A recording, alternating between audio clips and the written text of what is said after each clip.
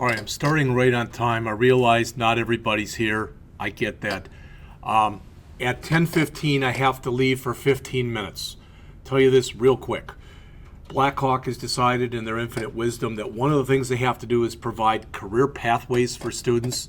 So in other words, if somebody comes in here and says, I only want to take a course or two, but I'd like to get a certificate or something like that so I can be employable. Well, I had to make up all this stuff, and now they hired a guy who's our pathways person, and he has to meet with me.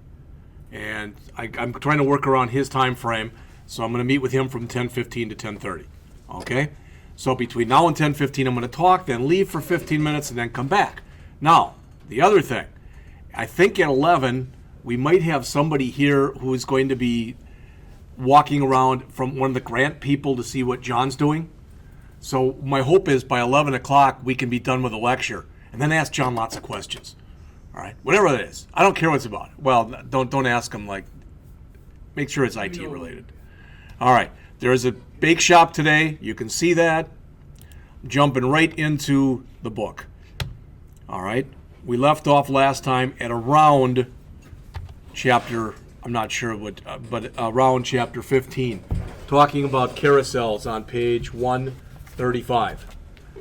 And what I've decided to do here was to basically just show you where all the links are in here on getbootstrap.com to this stuff. So as you can see, most of the stuff that we talk about today as we're finishing up the book is under the JavaScript tab. So there's carousel. I mean, and it's nothing big, but you can see this could be a video. This could be some kind of an image. They've kept it simple. All right, you notice that all the stuff is in here. You can arrow back and forth. You can hit the button back and forth, etc. Nice, What's that? looks pretty nice, though. Yeah, and you can make it as simple or as complex as you want it or need it to be. So they mention on one. What's that? Can you put it on a timer so it scrolls itself? Yes, Yeah. it is doing it right now. I'm not doing that. Oh, you can adjust that, though, too. But yeah, you can adjust that. Yeah, especially if you use some jQuery along with it. Yeah. All right. So they mentioned the carousel can make a page more lively with images sliding in and out in a timely fashion. The carousel is broken down into three parts: the indicator, which is down here, that shows you how many slides you have, the slides themselves, and the controls, as you see here and here. All right. That's shown on page 136, and on 136 and 137. They have an example that's in there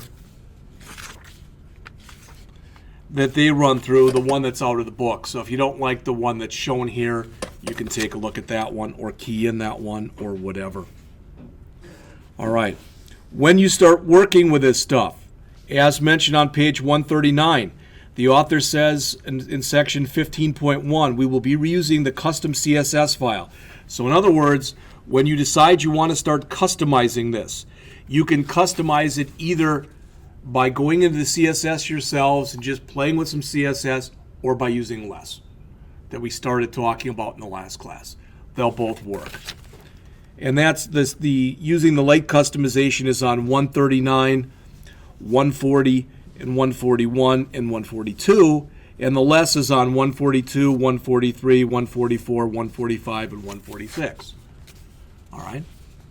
So I'll let you take a look at that at your leisure. I will tell you, though, that if I come in here and Google and I say Bootstrap carousel demo, I don't know.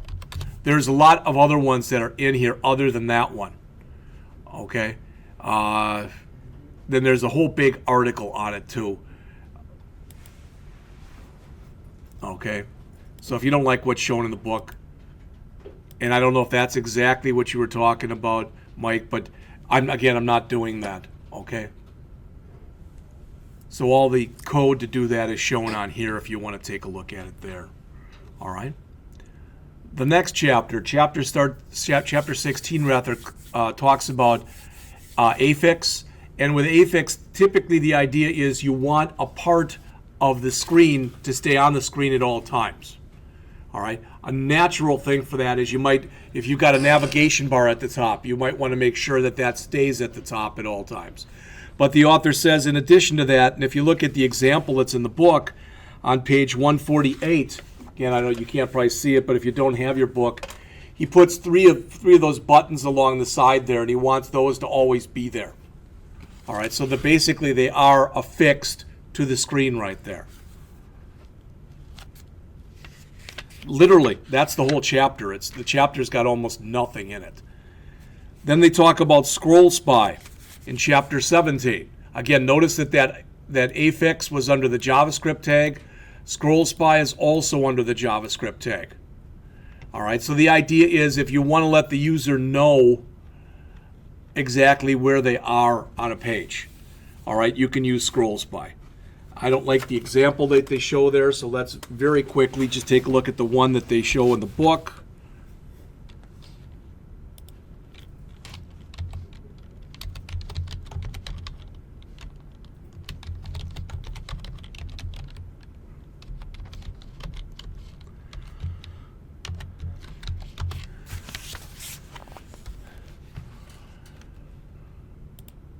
So notice as we're moving down how the blue is changing. Everybody see that? In the past, we haven't done that. Only the one of them has been blue and it never changed. Okay? And again, this is a good example because here the article is very long, so it's kind of nice to be able to let the users see exactly where they are. Well, they can tell from here. Yeah, they can, but who's to say that's not going to be changed? Because to have part 1, part 2, that's kind of silly. You'd probably have some kind of an H1 with a heading explaining what that was about. So that's on 150. Literally, that's the whole chapter right there, 150 and 151. That's it. All right. Next, they talk about tooltips. And tooltips also are under the JavaScript tag. All right. Notice as it says, you've got 4 options. You can have them on top of wherever it is you want, on the bottom of wherever it is you want, to the left or to the right. So they're going to do the same thing every time, but in the book, they just show a couple of examples of tooltips. All right, I believe that everybody in here knows what a tooltip is. So the whole thing that they talk about in here is just on placement. All right. Then mentioned on page 155 is its trigger. Notice the default triggers are hover and focus, which means by default, the tooltip shows when your mouse pointer hovers over the element or if that element has the focus. I guess you could probably set it up for a click too, and that's what they have you doing here. And with the example that's on page 157, they add a button and it says show hint. And on that show hint, that brings up a tooltip. All right. And again, I'm not telling you anything you don't already know, and that is that when you're doing this stuff, just know your audience. All right. Again, if they're older people, I'm amazed because I think my parents are actually very intelligent people, but sometimes when I have to explain to them things doing with a computer, I think that are really elementary. They just don't get them. All right. But I can talk to my little nieces and nephews, and they're like, I know how to do this. And a lot of them can do it faster than I can because they're still have coordination where I'm losing all mine. All right. Finally, the last thing that's in the chapter is if you want to, you can also include HTML in your tooltip. And they show you that on 158 and 159. The reason that's important is if you decided you wanted to bold something in the tooltip, italicize, or do something else, you're able to do that. All right. Next, and again, another one of these very short chapters, chapter 19, is on popovers. All right, you don't eat them. Popovers are like tooltips. The idea, though, the difference between a popover and a tooltip is popovers can conceivably hold a lot more information, where a tooltip is supposed to be for something small. And by default, you can change it if you want, but popovers have a title, and then underneath it, they have the information, where a tooltip by default doesn't have a title on it.